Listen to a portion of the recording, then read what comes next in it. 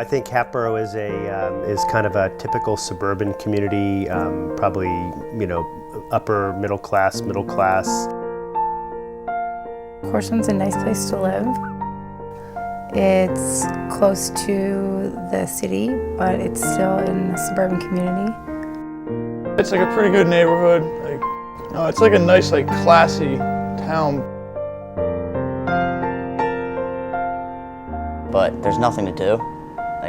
There's really nothing to do. As a teenager, we always would say that there's really nothing to do and just kind of, quote unquote, drive around. A lot of people say Hatboro is worse than Horsham just because it's smaller and there's smaller houses, and they say more bad kids are there, but when it comes down to it, the richer kids usually are the ones that get worse into drugs because they have the money and no one would ever think they would do it.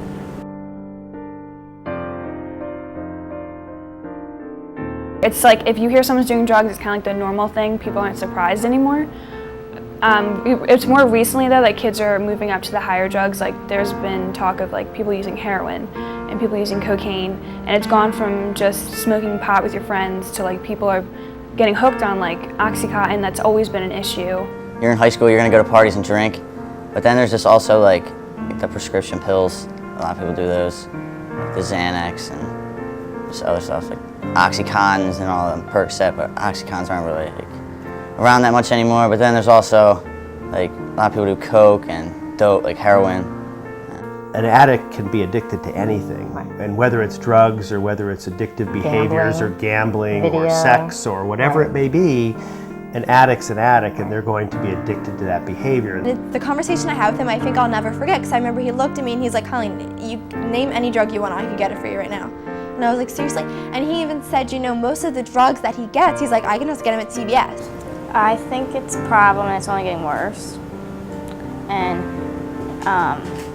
probably 85% of the school has done drugs. Even if it's not hard drugs, a lot of people smoke weed. Kids you would never think, they could be in AP classes and you would never think they would do drugs, but really on the weekends, there's someone else.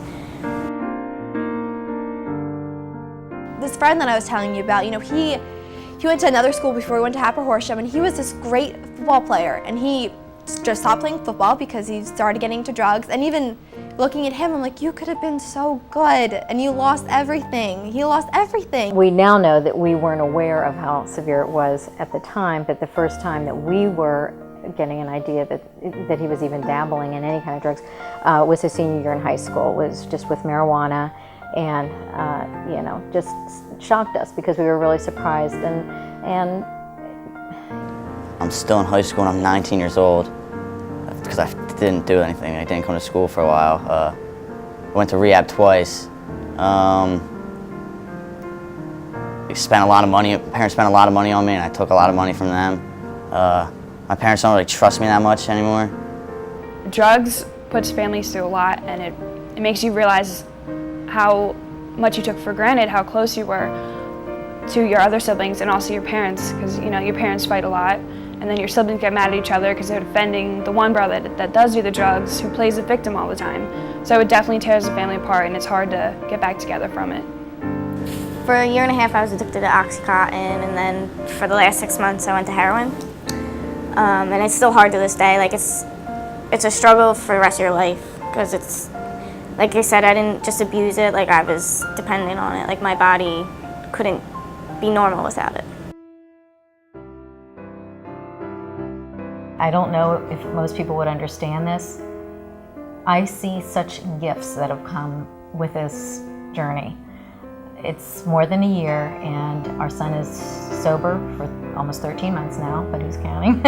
And One day at a time. right, and we're more proud of him. I'm going to get emotional here, but we're more proud of him than we could ever have been in our lives. You get sick and tired of being sick and tired, like a lot of people say, because you just, having to wake up every morning and go through the search for the drugs, get the money, steal, it's just not worth it. After a while, it gets old. I was at a party where I got an underage, and my parents freaked, and it was a big deal, don't get me wrong, it was a very big deal, I shouldn't have been there, but if they would have just talked to me about it, I think I would have been more open to talking to like why I was there and alcohol was. I would have talked to them, but they freaked out, so I went on defense mode because they went on defense mode. So from my parents' perspective, I can see why they would freak out because it's your kid. But as a kid, if they would have chilled out, I wouldn't have freaked out. My family was really supportive, thank God, because I know like a lot of kids' parents wouldn't be. If you like came to your parents with a drug problem, usually they'll freak out and like not know what to do. Because one of the worst things that you can do is freak out at your kids because it makes them want to do it more and it makes them want to rebel more, and then they just get more mad at you. And then sometimes they flip the tables where they say that they're doing it because of you. So the best thing to do is to try to get them help, but at the same time don't freak out at them. I would try to talk to them, and if it doesn't work, then I would definitely get them help.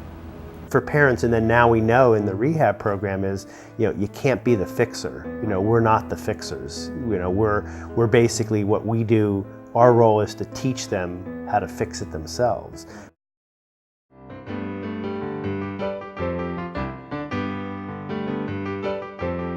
We need you to be part of the conversation. We want to be a part of the conversation. I'm a part of the conversation. To be a part of the conversation. We're a part of the conversation. The campaign of drug and alcohol awareness begins Begins tonight. tonight.